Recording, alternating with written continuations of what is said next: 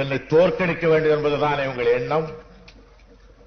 என்னை தோற்கடிப்பதாலே உங்களுக்கு கிடைக்கிற லாபம் என்ன? என்னை தோற்கடிப்பதாலே நீங்கள் எதை தூய்மைப்படுத்தப் போகிறீர்கள்? என்னை தோற்கடித்து விட்டால் உங்களுடைய எந்த கொடி வானத்திலே பறக்கப் போகிறது? துணிவோடு நீங்கள் இருப்பீர்களானால் பணத்தையும் கொடுத்து வெங்கடேச பெருமாள் படத்தை வைத்தார்களாம். ஆக உங்களுக்கு என்னை எதிர்க்க வக்கில்லை, வழியில்லை. 7 மலை ஏறி அவர் அழைத்துக் கொண்டு வருகிறீர்கள். பரவாயில்லை, அவர்தானே வருகிறார், வரட்டும். ஆக என்னை எந்த அளவுக்கு உயர்த்திருக்கிறீர்கள்? ஒரு சாதாரண அரசியல் கட்சியில உள்ளவர் என்று கூட மதிக்கவில்லை. அண்ணாதுரையை தடுக்க வேண்டுமானால் 5 ரூபாய் கூட போதாது. தீராத வல்வரை எல்லாம் தீர்த்து வைப்பவரை கொண்டு வந்து அவன் படத்தின் மேல் 5 ரூபாயை வைத்து எடுத்துக்கொள் என்று சொல்லுகிறீர்கள். அதை நீட்டுகிற பொழுது தாய்மார்களை கேட்கிறேன், உற்று அந்த படத்தை பாருங்கள். அந்த தெய்வம் எதற்காக 7 மலைக்கு அப்பால இருக்கிறது என்று எண்ணி பார்த்தீர்களா? நாட்டில் இருக்கிற அக்கிரமம் தாளமாட்டாமல் குறைவாக போயிருக்கிறது. யாரோ நல்லவர்கள் கஷ்டப்பட்டாங்க அங்கே வரட்டும் என்பதற்காகத்தான் அங்கே போயிருக்கிறதே தவிர, நாட்டில் அக்கிரமம் இல்லை என்றால் நம்முடைய வரதராஜ பெருமாளை போல் ஊரோடு ஊராக இருந்திருக்க முடியும். நீங்கள் உங்கள் தொல்லை தாளமாட்டாமல் 7 மலைக்கு அப்பால இருக்கிறவரை மறுபடியும் அழைத்துக் கொண்டு வந்து அதர்ம காரியத்திற்கு நீ துணை செய் என்றால் உண்மையிலே துணை செய்வாரா?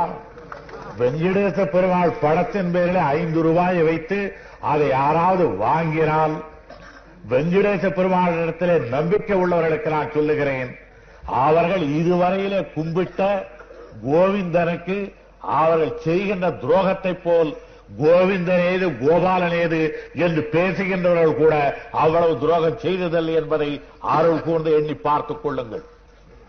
கற்பூரத்தை கொளித்து கோயிலில் அடித்துவிட்டு 4 ரூபாய் நான் வாங்கியதில்லை என்று பொய்ச்சத்தில் செய்பவனை கூட சாதாரணமாக கருதலாம். வெங்கடேச பெருமாள் படத்தை வைத்து அதன் பிறகு 5 ரூபாய் நோட்டை வைத்து அதை எடுக்கப் போகிற நேரத்தில் தாய்மார்களும் பெரியவர்களும் ஒரு தடவை முகத்தை பாருங்கள்.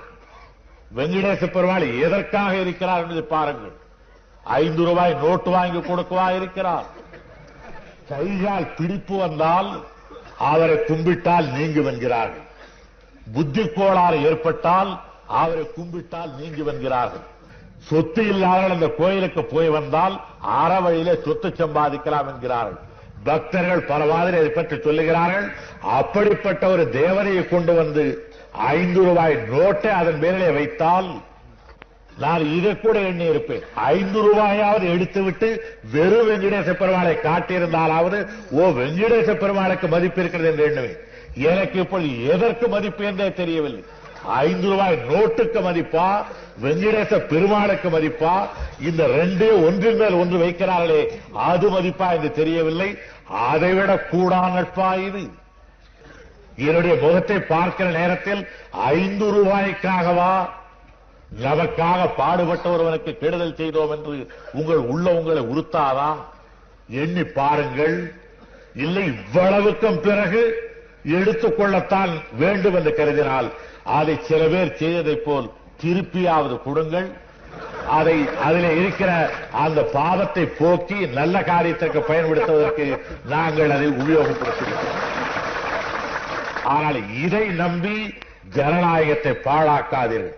என் பேரிலே கோபம் யாருக்காவது இருந்தால் தனியாக கூப்பிட்டு 4 வார்த்தை ஏசுங்கள். என் பேரிலே ரொம்ப அருவருப்பு இருந்தால் நான் உண்டு சண்டியாக வருகிற பொழுது அடித்துக் கூட போடுங்கள். ஆனால் நாட்டை பாழாக்காதீர்கள். உனக்கு என்ன இந்த காங்கிரஸ் ஆட்சி இடத்திலே இவ்வளவு பெரிய கோபம் என்று யாராவது நீங்கள் கேட்பீர்களானால் நான் சொல்லுவேன், காங்கிரஸ் என்ற கட்சியின் பேரிலே கூட அல்ல. இடுப்பிலே நாம் கட்டிக்கொண்டிருக்கிற வேட்டி வெள்ளையாகத்தான் எடுத்து கட்டுகிறோம். நடந்து போகிற பொழுது அந்த வேட்டி தானாக அவிழ்ந்து போய் குப்பை கூடத்திலே விழுவதில்லை. ஊரில் இருக்கிற குப்பை கூடம் எல்லாம் காற்றாலே அடிக்கப்பட்டு வேட்டியிலே ஒட்டிக்கொள்கிறது. ஒட்டிக்கொண்ட உடனே இது என்னுடைய வேட்டி, இந்த அழுக்கு எங்கள் ஊர் அழுக்கு இருக்கட்டும் என்றால் சும்மா இருக்கிறோம். வெளுப்பவன் அழைத்து அதை கலைந்து போடவில்லையா? வெளுத்து கொடுங்கள் என்று கேட்கவில்லையா?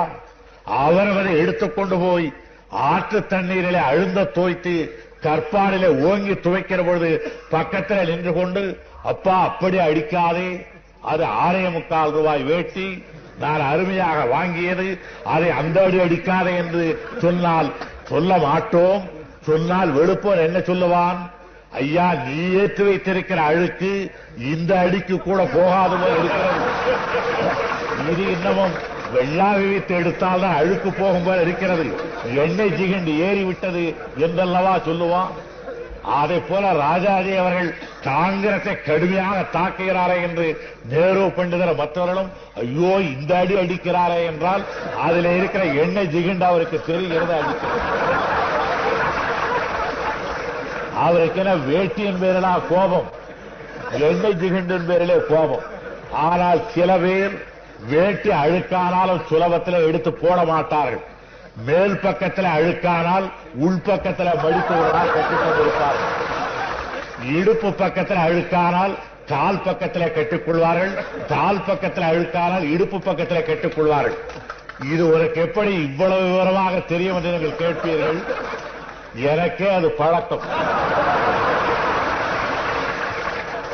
எனக்கு அந்த பழக்கம் ஏற்பட்டது என்னுடைய குருநாதன் அருள் பெரியார் ராமசாமிக்கு அந்த பழக்கம்.